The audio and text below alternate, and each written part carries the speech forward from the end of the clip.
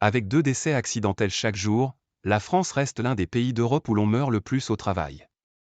Proche de victimes et spécialiste du sujet récuse pourtant toute fatalité, et appelle les pouvoirs publics à faire mieux respecter les règles de sécurité.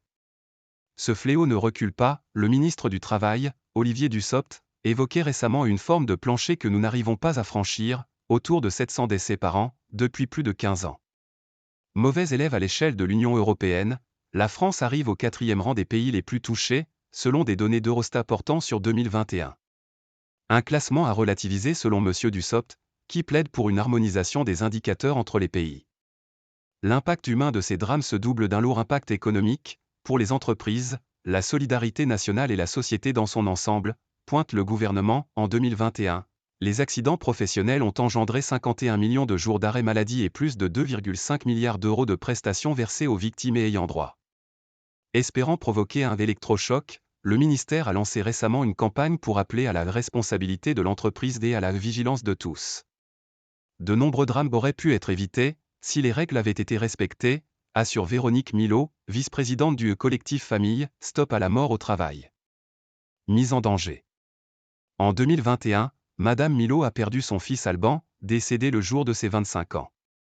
Le jeune homme a fait une chute de 5 mètres, 3 semaines après son embauche dans une entreprise de pose de panneaux photovoltaïques. Il n'y avait pas de baudrier, pas de harnais, pas d'échafaudage, pas de filet, juste une échelle, énumère-t-elle. Membre du collectif Cordistes en colère, Grégory Molina relève aussi les défaillances d'organisation, de formation et d'encadrement, qui exposent les professionnels à des risques accrus. Ces situations de mise en danger par les entreprises sont également pointées du doigt par des inspecteurs du travail interrogés par l'AFP.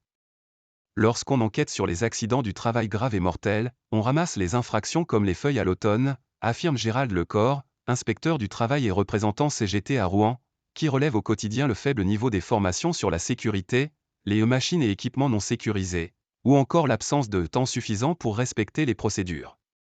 Dans ce domaine, le premier des responsables est l'employeur, souligne Anthony Smith, responsable syndical CGT au ministère du Travail et inspecteur du travail.